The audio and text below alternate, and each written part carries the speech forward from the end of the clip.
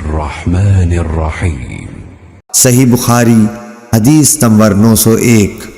محمد بن سیرین کے چچزاد بھائی عبداللہ بن حارث نے بیان کیا کہ عبداللہ بن عباس رضی اللہ عنہ نے اپنے مؤذن سے ایک دفعہ بارش کے دن کہا کہ اشہد ان محمد رسول اللہ کے بعد حی علی الصلاۃ، نماز کی طرف آؤ نہ کہنا، بلکہ یہ کہنا کہ صلوا فی بیوتکم، اپنے گھروں میں نماز پڑھ لو۔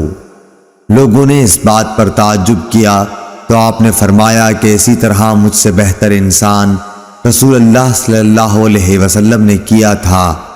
بے شک جمعہ فرض ہے اور مکروہ جانتا ہوں کہ تمہیں گھروں سے باہر نکال کر مٹی اور کیچڑ پھسلوان میں چلاؤں۔